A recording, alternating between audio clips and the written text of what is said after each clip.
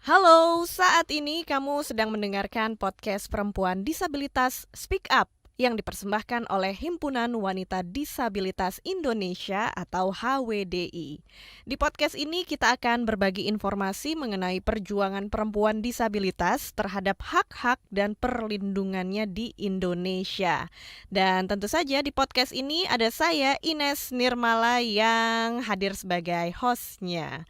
Sebagai upaya untuk memperbaiki sistem penegakan hukum dan akses keadilan bagi perempuan disabilitas, memperbaiki layanan kepada korban kekerasan berbasis gender, khususnya di masa pandemi, serta penguatan dukungan pendamping, keluarga, komunitas, dan tokoh masyarakat kepada korban atau penyintas kekerasan berbasis gender, Himpunan Wanita Disabilitas Indonesia atau HWDI sudah melakukan survei singkat dan diskusi kelompok terfokus secara daring.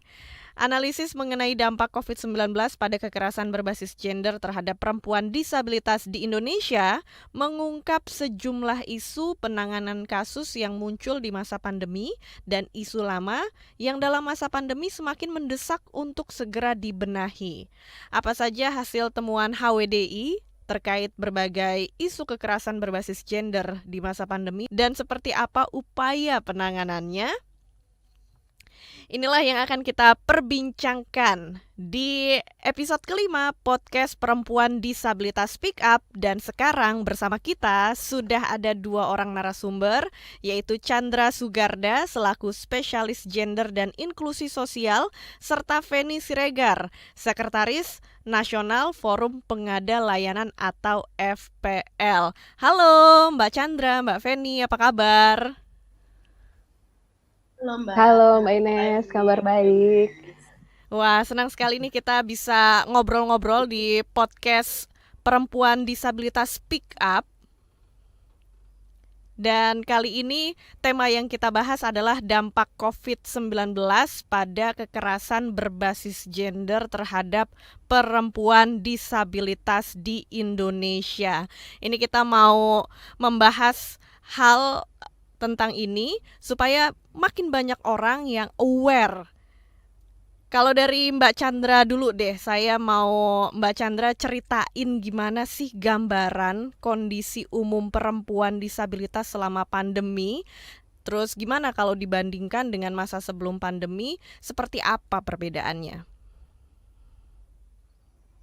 Ya, terima kasih Mbak Ines dan halo semuanya. Nah, untuk menjawab pertanyaan Mbak Ines nih, gimana ya kondisi perempuan disabilitas selama pandemi? Mungkin saya akan mundur dulu sedikit untuk melihat dari sisi peran gender yang ada di dalam masyarakat kita. Perempuan memang biasanya punya perbedaan peran dengan laki-laki yang menyebabkan adanya kesenjangan atau ketidaksetaraan, di mana di budaya kita yang lebih banyak menganut budaya patriarki, perempuan lebih banyak ditempatkan pada ranah domestik, sementara laki-laki pada ranah publik. Nah, hal yang sama terjadi juga dengan perempuan disabilitas, di mana karena peran gendernya mereka memiliki keterbatasan akses terhadap sumber daya dan juga kesempatan berpartisipasi dalam kegiatan-kegiatan publik gitu. Ketidaksetaraan atau kesenjangan yang dialami oleh perempuan dirasakan lebih berat lagi oleh perempuan dengan disabilitas karena kondisi disabilitasnya, karena juga tidak adanya akomodasi yang layak yang disiapkan oleh pemerintah juga. Dan hal ini tentunya menyebabkan kesenjangan sosial dan ekonomi antara perempuan dan laki-laki. Nah, kondisi pandemi ini memperparah kondisi tersebut sebenarnya. Karena dampak pandemi, dampak bencana dan sebagainya itu biasanya terjadi dirasakan secara tidak proporsional antara laki-laki dan perempuan. Jadi perempuan biasanya terdampak lebih berat, lebih banyak dampak negatifnya dari pandemi maupun bencana dibandingkan dengan laki-laki. Hal yang sama juga terjadi dengan perempuan disabilitas, karena perempuan disabilitas juga mengalami lebih banyak hambatan daripada perempuan non-disabilitas. Dan karenanya ada faktor ketidaksetaraan gender yang juga sudah mengakar, cenderung membatasi ruang gerak perempuan pada ranah domestik, menyebabkan dampak pandemi menjadi lebih parah pada perempuan disabilitas. Ya, nah Kalau kita melihat gitu ya, khusus isu kekerasan berbasis gender masih banyak juga dialami oleh perempuan disabilitas. Di masa pandemi ini juga banyak terjadi. Bisa dijelaskan kekerasan berbasis gender seperti apa yang terjadi? Mbak Feni mungkin bisa, Masih saya atau ke Mbak Feni? oke, Mbak Oke. Feni mungkin bisa menjelaskan? Ya, kekerasan berbasis gender yang dialami kawan-kawan cukup beragam ya, khususnya untuk kawan-kawan yang hasil eh, HWDI bersama Mbak Chandra sebagai penulisnya, saya dan Mbak Mika dari KPI melakukan pendokumentasian melihat bagaimana situasi perempuan di masa pandemi di 2020 yang lalu. Kita melihat dari ragam disabilitas, misalnya disabilitas fisik, sensorik, dan intelektual itu mengalami cukup banyak kekerasan berbasis gender ya kawan-kawan ya. Dari mulai mereka mengalami pemukulan gitu ya, kekerasan pada umumnya misalnya penganiayaan, lalu penghinaan, pemaksaan, dikurung, lalu penitipan, menjadi korban pornografi, seperti kekerasan berbasis gender online juga mereka mengalami penghukuman yang tidak manusiawi, lalu juga perkosaan, pelecehan seksual, eksploitasi seksual, dan perbudakan seksual juga mereka mengalami di situasi COVID seperti ini.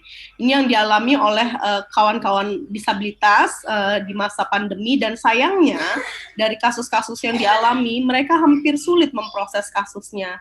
Karena kenapa? Mereka terkungkung oleh keluarganya.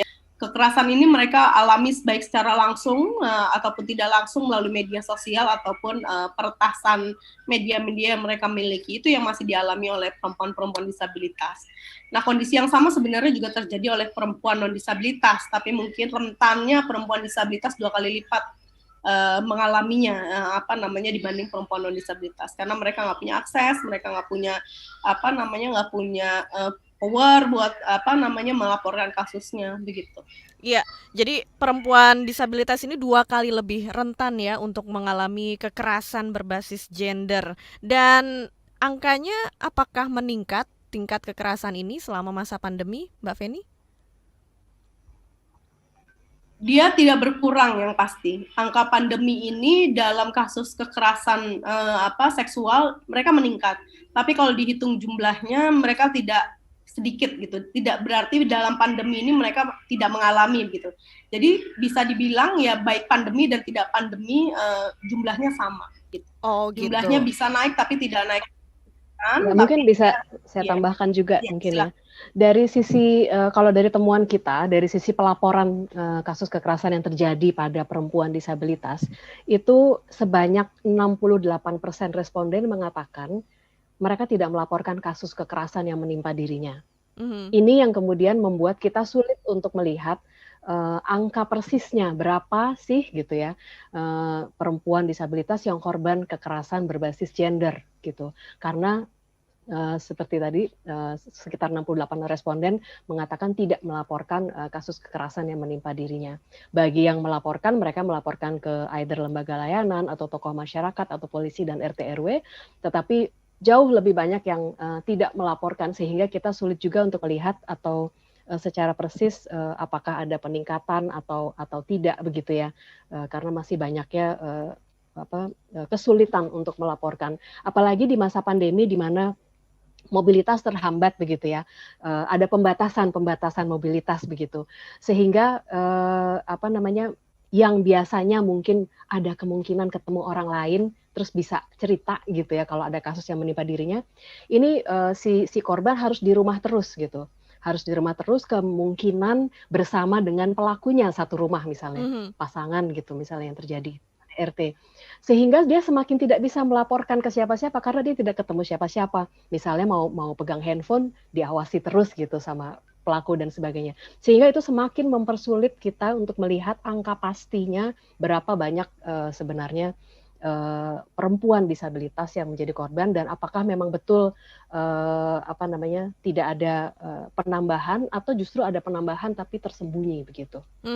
Ya, nah kalau berdasarkan survei HWDI sendiri, bagaimana Mbak Chandra mungkin bisa memberikan informasi hasil dari survei atau kajian yang dilakukan HWDI seperti apa? Ya, Tadi secara singkat sudah disebutkan oleh Mbak Feni gitu, tapi mungkin saya coba akan lebih dalami satu persatu. Yang jadi dari hasil temuan kita, jenis kekerasan yang dialami itu mayoritas atau 48% berupa penghinaan. Kemudian di urutan kedua 10% kekerasan fisik, dan kemudian ada kekerasan-kekerasan lainnya begitu di bawah 10%. Dari sisi kekerasan seksual, 70% berupa pelecehan seksual yang dialami oleh perempuan disabilitas. 15% menjadi korban perkosaan dan 10% menjadi korban eksploitasi seksual. Kemudian modus kekerasannya sendiri. Dia saat ini dengan adanya media sosial, apalagi orang jarang keluar rumah, kemudian jadi lebih banyak bersama gadgetnya begitu. Kekerasan melalui online dan offline ini proporsinya kurang lebih sama, masing-masing 36% begitu. Kemudian dari sisi pelaku kekerasan, mayoritas masih orang dekat atau teman dekat korban. Kalau tidak pasangan, misalnya atau suaminya, atau pasangan di luar rumah yang masih pacaran atau kekasih dari korban begitu. Dari segi lokasi, paling banyak terjadi di dalam rumah, tetapi selain itu kekerasan juga banyak terjadi di media sosial.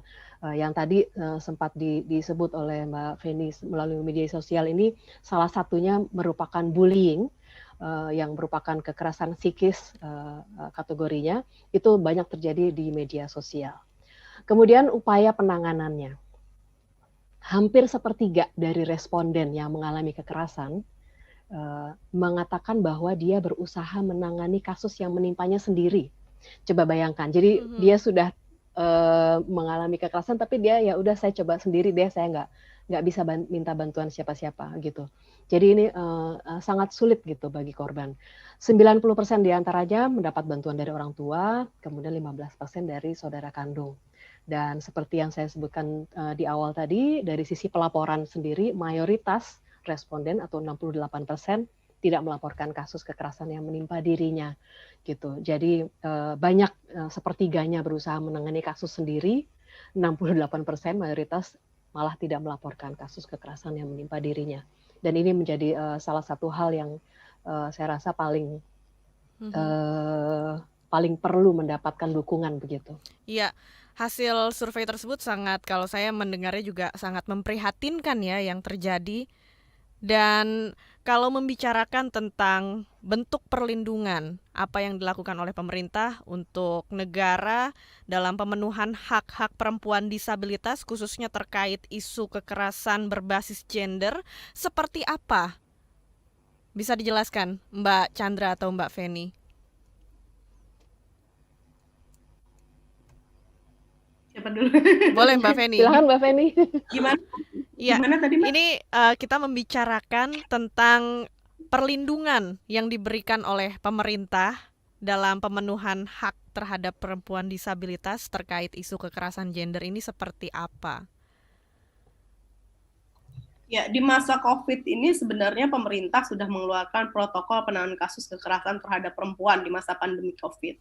Lalu juga ada protokol penanganan disabilitas ya dalam situasi COVID, itu sudah bagian sebenarnya untuk rules bagaimana proses penanganan di masa pandemi.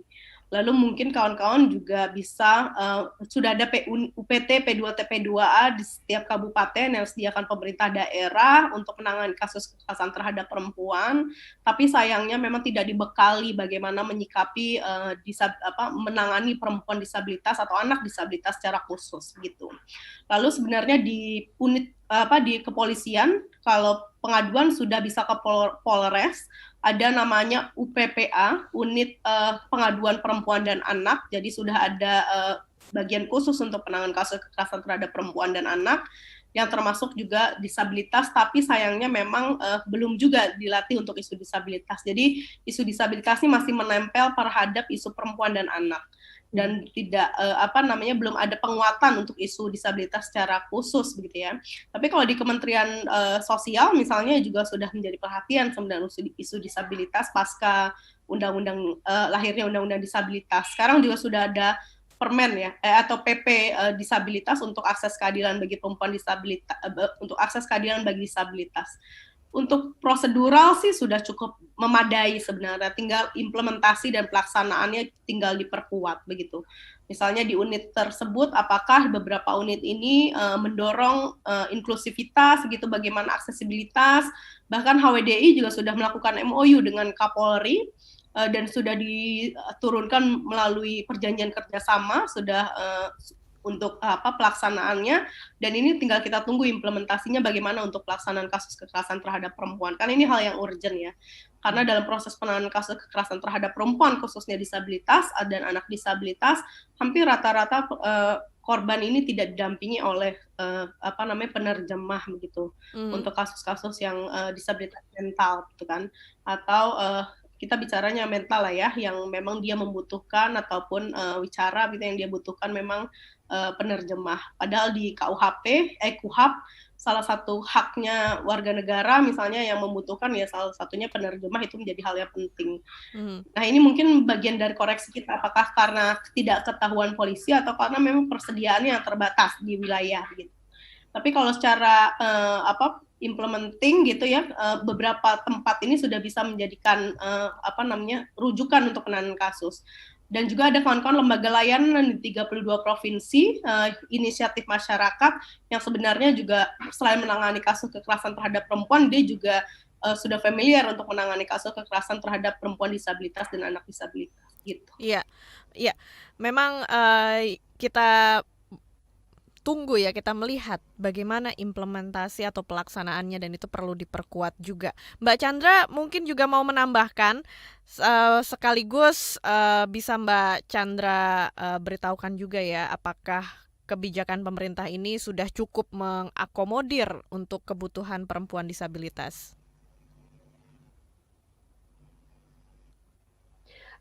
Saya rasa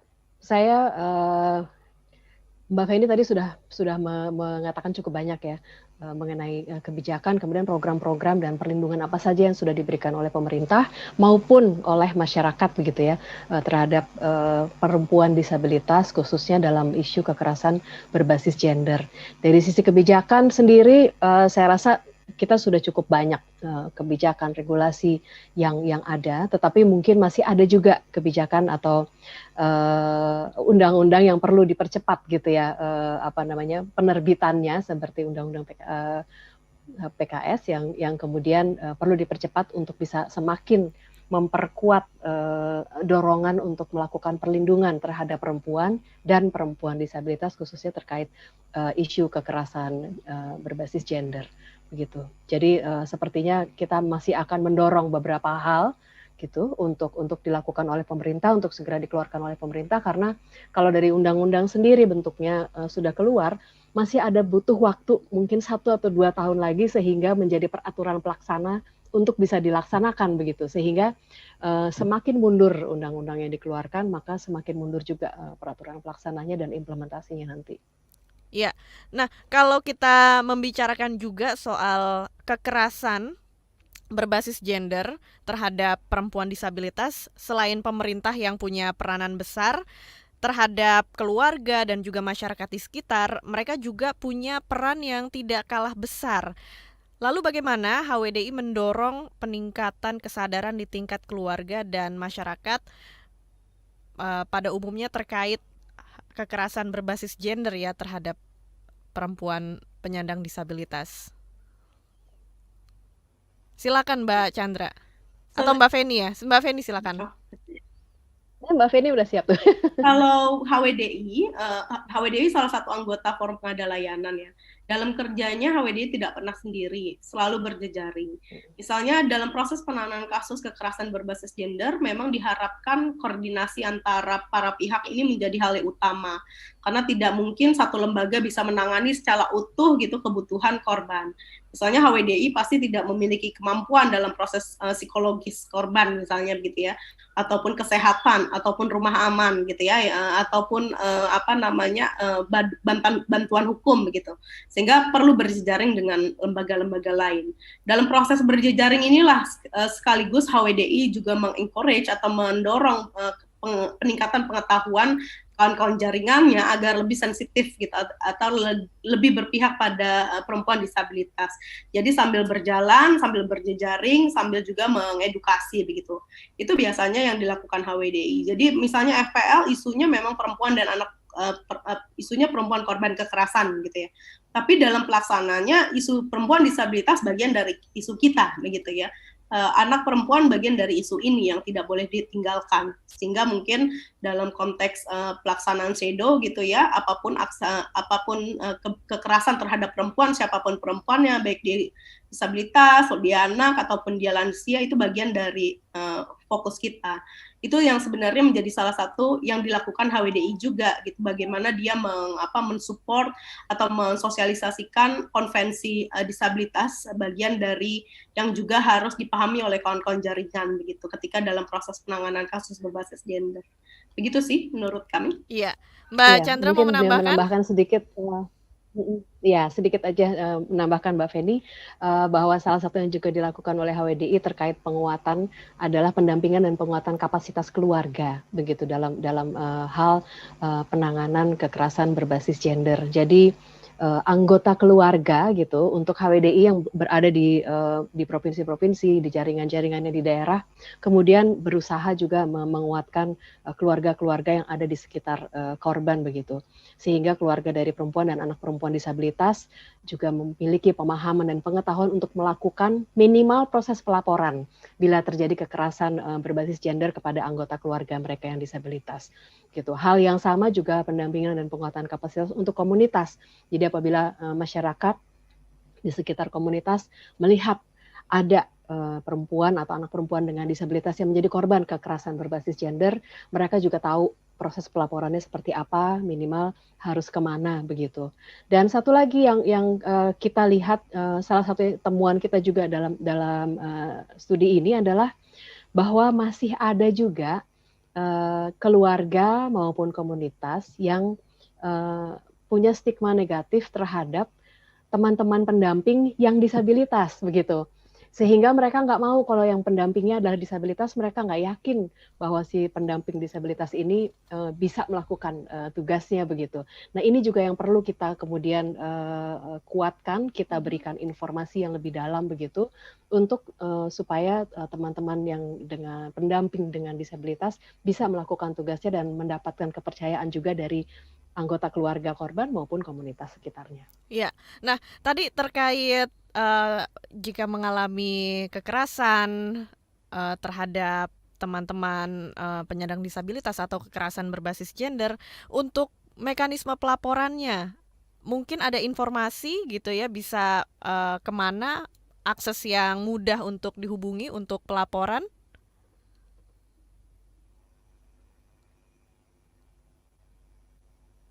Mbak Feni silakan. Oke, kawan-kawan kalau menjadi korban kekerasan terhadap perempuan ataupun perempuan disabilitas, kawan-kawan sebenarnya bisa, kalau memang sudah parah, kawan-kawan misalnya bisa mengakses ke lembaga layanan setempat. Jadi kalau di FPL punya namanya lapor kasus di aplikasi yang bisa kawan-kawan cari siapa lembaga layanan di wilayah setempat. Atau kawan-kawan Jakarta Feminis ya kalau nggak salah juga punya cari layanan misalnya gitu di web gitu yang bisa mengakses lembaga-lembaga layanan yang anggota FPL juga di daerah. Atau kawan-kawan bisa mencari P2TP2A setempat atau HWDI gitu ya di wilayahnya, atau organisasi disabilitas di wilayah kawan-kawan. Kalau misalnya sudah tidak ada, kawan-kawan kalau dalam situasi yang genting, kawan-kawan bisa ke unit PPA, UPPA di Polres, jangan ke Polsek. Harus ke Polres, ada namanya unit PPA, langsung ke sana. Kalau di depan polisi nanya, kamu diapain ya, nggak usah jawab. Kawan-kawan nanti harus jawabnya ketika misalnya kawan BAP di kepolisian. Selebihnya kawan-kawan nggak perlu cerita sama siapapun polisi yang ada di Polres begitu. Atau kawan-kawan bisa menghubungi, minta tolong sama RT RW setempat. Harusnya memang ini kan yang kalau dalam konteks kekerasan mereka menjadi strata terkecil untuk melindungi warga negaranya. Mereka kawan-kawan bisa menghubungi menghubungi mereka atau posko-posko penanganan kasus yang milik layanan berbasis komunitas juga bisa kawan-kawan datangi, atau kawan-kawan ada layanan kalau nggak tidak salah 112 atau 192 punya KPPA yang bisa memberikan layanan online juga untuk penanganan kasus kekerasan terhadap perempuan. Jadi cukup banyak sih sebenarnya. Nah, ini penting buat dicatat ya apa yang disampaikan Mbak Feni tadi tentang mekanisme pelaporannya seperti apa. Nah, terakhir dari Mbak Chandra dan Mbak Feni, apa yang ingin disampaikan, pesan dan harapan kepada teman-teman perempuan penyandang disabilitas?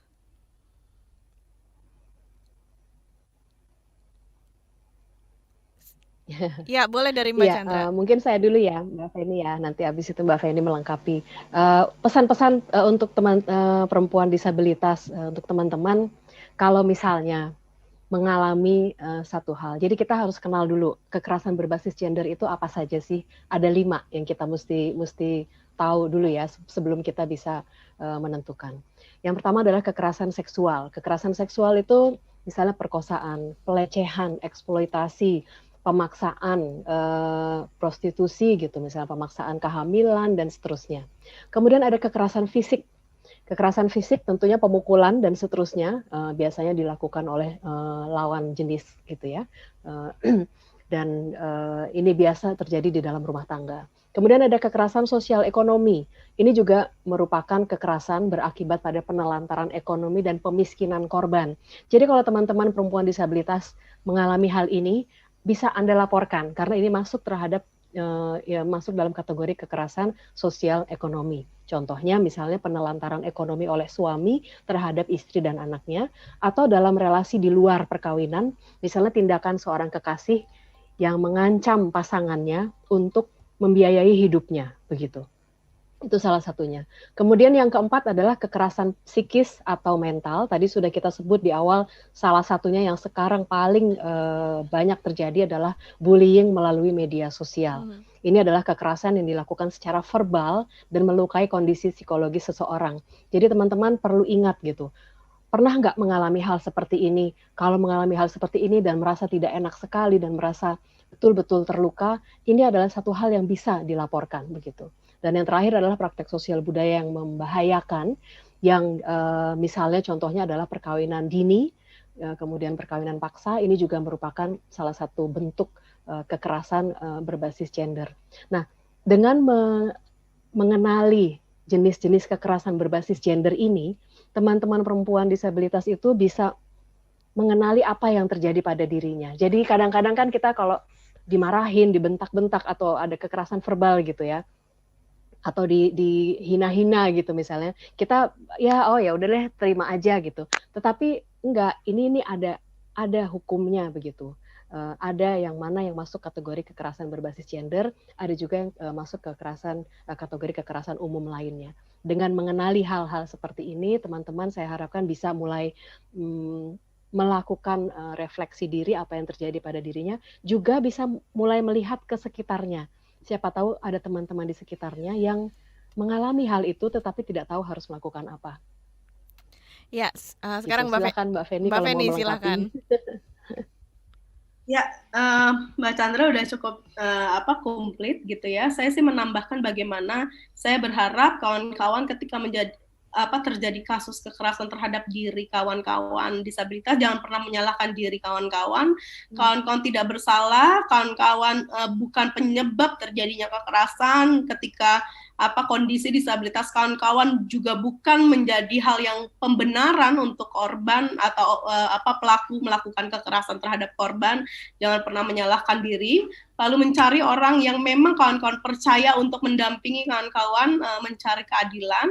Lalu kami berharap juga kawan-kawan juga memahami bagaimana cara berinteraksi gitu ya. Jadi memahami siapa yang sebenarnya baik, atau sekarang modelnya macam-macam soalnya Mbak, bisa jadi mereka melakukan tipu muslihat, kebohongan gitu ya, atas dasar tujuannya ingin melakukan kekerasan. Dan satu lagi kita berharap kawan-kawan juga memahami bagaimana cara melaporkan kasusnya. Jangan pernah ke polsek, tapi ke polres gitu, cari pendamping yang memahami, yang kawan-kawan percaya. Dan saya berharap juga kita bersama sekarang mudah-mudahan kita mendorong PP akses keadilan bagi perempuan disabilitas juga bisa berjalan begitu ya, khususnya untuk penanganan kasusnya.